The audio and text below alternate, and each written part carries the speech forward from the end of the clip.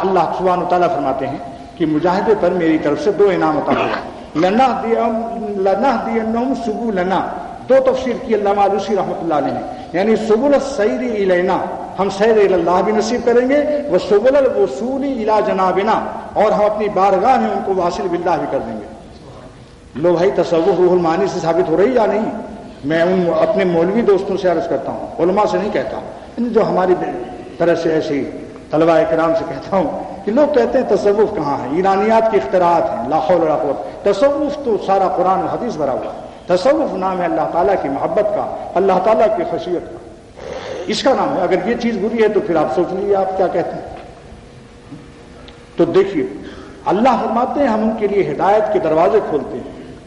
سبل یعنی 2 قسم کے دروازے، سبل السیر الینا یعنی سبل السیر الی اللہ بھی دیتے ہیں، وسبل الوصول الی جنابنا، اور ہم ان کو واصل باللہ بھی کر دیتے ہیں، بارگاہ کے اندر بھی آ جاتے ہیں، یعنی درباری بھی بن جاتے ہیں. وَإِنَّ اللَّهَ لَمَعَ الْمُحْسِنِينَ، اور پھر اس کی برکت سے وہ مخلصین میں شامل ہو جاتے ہیں، مائیت خاصہ بھی ان کو مل جاتی ہے. جب تک مجاہدہ کوئی نہیں اختیار کرتا اللہ تعالیٰ اپنا مخلص بندہ اسے تسلیم نہیں فرماتے. اور آپ بھی دیکھ لیجیے، آپ روزانہ کسی کو 3 مرتی کھلاتے ہوں اور 1 انڈا اور حلوہ پیش کرتے ہیں، تو وہ پھر روزانہ آپ کی دوستی کا دعویٰ کرتا ہے. ایک دن آپ نے ناشتے کے بعد جب انڈا کھا چکا تو آپ نے اس کو 2 ڈنڈا دیا کسی غلطی پر، وہ بھاگ گیا، دوبارہ نہیں آیا. اس کے انڈے سے وہ باز آیا تو کب؟ پیٹھ پر، جب اس نے 2 ڈنڈے دیے. میرا ہی شعر ہے یہ، یعنی بلاؤں سے اس کی ساری محبت ختم ہو گئی. اگر اصلی عاشق ہوتا تو جتنا انڈا میں اسے مزہ آیا ڈنڈا میں بھی مزہ آتا. اگر محبوب ہے تو ضرب الحبیب زبیب، محبوب کی مار میں کشمش کا مزہ آنا چاہیے. لیکن یہ خالی حلوے کا عاشق تھا، بلوا سے گھبرا گیا، اور انڈا کا عاشق تھا، ڈنڈا لینے سے گھبرا گیا. تو اللہ تعالیٰ ہم اپنے دوستوں کو آزماتے ہیں. دوست وہ ہے جو ہماری تکلیفوں میں مشقت کو جھیل لے. دوست وہ نہیں جو ہمارے انڈا مرغی پر عاشق رہے اور کہے ہم آپ کے دوست ہیں. اللہ تعالیٰ بھی اپنے بندوں کو اس طرح سے آزماتے ہیں. اب پہلی آیت پر پھر رجوع کرتا ہوں. شان جذب کو اس لیے مقدم فرمایا کہ اس میں خالص اللہ تعالیٰ کی صفت اور اللہ تعالیٰ کے فعل کا تعلق ہے، انابت وغیرہ کا کچھ نہیں تعلق. کیا ہے؟ اللہ یستوی الیہ من یشاء، اللہ تعالیٰ جس کو چاہتے ہیں اپنی طرف جذب کر لیتے ہیں، اور جذب کے بعد پھر سلوک بھی طے ہو جاتا ہے، یعنی اس کو توفیق دے دیتے ہیں. مگر اس نے کیا ہے؟ اپنی مشیت پر رکھا، اپنی مشیت پر. لیکن میں ایک بات عرض کرتا ہوں، حکیم الامت مجدد الملت مولانا اشرف علی صاحب تھانوی فرماتے ہیں کہ شیطان سالک محض تھا، اس لیے مردودیت سے نہ بچ سکا. جب تک انسان سالک محض ہوتا ہے خطرے میں ہوتا ہے.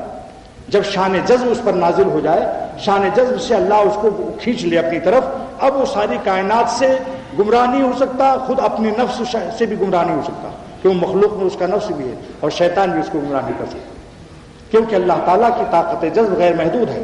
محدود طاقتیں خدا کی غیر محدود کھینچے ہوئے بندے کو اپنی طرف مائل نہیں کر سکتی، نہ حسین، نہ ٹیڈی، نہ تجارت، نہ دولت، نہ بادشاہوں کے تخت و تاج.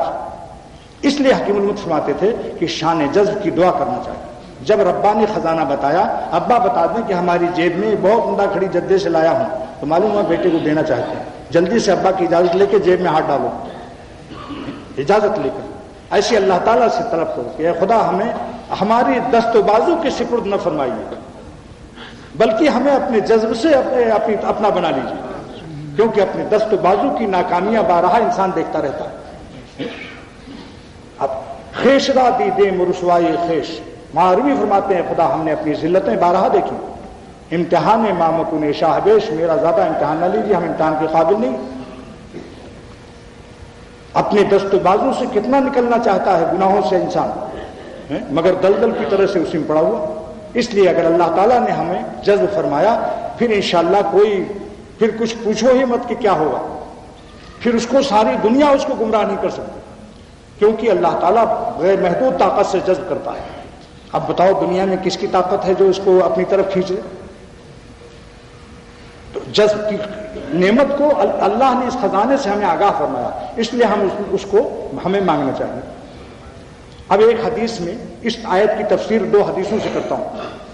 علامہ جلال الدین نے ایک حدیث نقل کی جامع صغیر میں کہ ان لربکم فی ایام دہرکم نفحات، اے دنیا والو تمہارے رب کی طرف سے تمہارے دنیا میں اور زمانے میں اللہ کے رحمت کے جھونکے آتے رہتے ہیں، نفحات، الا فتار رسولہا، اس کو تلاش کرو، اذا تجدونہا، جب تم اس کو پا جاؤ گے، فلا تشقون بعدہا ابدا، پھر تم کبھی شقی نہیں ہوگے، بدبخت نہیں ہوگے، تمہاری قسمت ہمیشہ اچھی رہے گی، تم اللہ والے رہو گے، تمہیں کوئی گمراہ نہیں کر سکے۔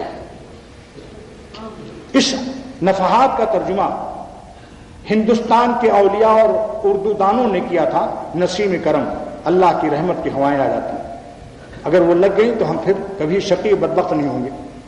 ملا علی قاری نے اس کا ترجمہ کیا جذبات، نفحات کا ترجمہ جذبات، یعنی اللہ تعالیٰ کی وہ آیت جو صفت جذب کی ہے، جس میں اللہ نے اپنے خزانے کو بیان فرمایا، ان کی جذب کی لہریں، برقیاتی لہریں جذب کی عالم میں آتی ہیں۔ جیسے میگنیٹ کی لہریں جا رہی ہیں تو قطب نما کی سوئی جو ہے اس پر چونکہ میگنیٹ لگا ہوا ہے، لہذا ہمیشہ شمال کی طرف وہ سوئی رہتی ہے، وہ لہریں مقناطیس کی چل رہی ہیں، مگر مرکز مقناطیس کی طرف رخ کی ہوئی، آپ ذرا سا پھیر دیتے ہیں تو بے چین ہو جاتی ہے، سوئی یوں ہلنے لگتی ہے جب تک کہ رخ اپنا درست نہ کر لے۔ تو اللہ تعالیٰ اس کی قلب کی سوئی پر تھوڑا سا میگنیٹ لگا دیتے ہیں اپنے جذب کا، پھر اللہ تعالیٰ کی جذب کی لہریں جو آتی رہتی ہیں اس کو اپنی طرف قائم رکھتی ہیں۔ لیکن مولانا تھانوی رحمۃ اللہ علیہ نے التصوف فی حدیث تصوف میں ترجمہ جو نفحات کا فرمایا، اس حدیث کو بھی نقل کیا، اس کا ترجمہ فرمایا قابل وضع ترجمہ ہے، قابل وضع ترجمہ ہے۔ یعنی دیکھیے، ایک ترجمہ تو عام علماء کا تھا، ہندوستان کے بزرگوں کا، کہ نسیم کرم، دوسرا ترجمہ ملا علی قاری محدث عظیم نے کیا، یعنی جذبات، اللہ تعالیٰ کی وہ برقیاتی لہریں جس سے بندوں کو اپنی طرف جذب کر لیتے ہیں۔ حکیم الامت نے فرمایا کہ نفحات کے معنی التجلیات المقربات، اللہ کی وہ تجلی جس سے بندہ اللہ کا مقرب ہو جاتا ہے، مقربات راپا زیر، یعنی وہ تجلیات مقربات جو بندوں کو مقرب بنا لیتی ہیں، یعنی اللہ اپنی طرف کھینچ لیتا ہے۔ اچھا، دوسرا، اب یہ تو زمانہ معلوم ہو گیا، اب اس کا مکان بھی معلوم ہو جائے، ورنہ آپ کہاں تلاش کرتے پھریں گے۔ امام بخاری نے اس اللہ کے جذب کی برقیاتی لہروں کا ٹھکانہ بھی بتا دیا، وہ کیا ہے؟ صالحین کی صحبت، ہم الجلساء لا یشقی بہم جلیسہم، اللہ تعالیٰ کے بہت سے مقبولین بندے، اللہ کے خاص بندوں کی صحبت میں یہ اثر ہے کہ جو ان کی صحبتوں کو پا جاتا ہے تو وہی نفحات جس کی شان فلا تشقون بعدہا ابدا، وہی شان یہاں بیان کر دی گئی کہ ہم الجلساء لا یشقی بہم جلیسہم۔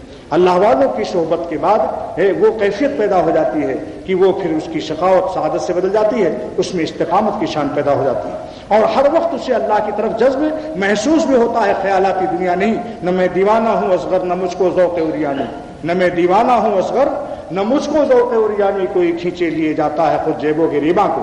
اس جذب کی شان کو اصغر گونڈوی رحمۃ اللہ علیہ نے اس طرح فرمایا کہ نہ میں دیوانہ ہوں اصغر نہ مجھ کو ذوق عریانی، کوئی کھینچے لیے جاتا ہے خود جیبوں کے ریباں کو، اور فرمایا ہماتن ہستی خابیدہ میری جاگ اٹھی، ہر بنے منہ سے میرے اس نے پکارا مجھ کو۔ جس کو جذب کرتا ہے اس کے بال بال سنتے ہیں اس کی آواز کو، باتیں تو ہیں ہر دم مگر آواز نہیں ہے، باتیں تو ہیں ہر دم مگر آواز نہیں، ہر بنے منہ سے میرے اس نے پکارا مجھ کو، ہماتن ہستی خابیدہ میری جاگ اٹھی۔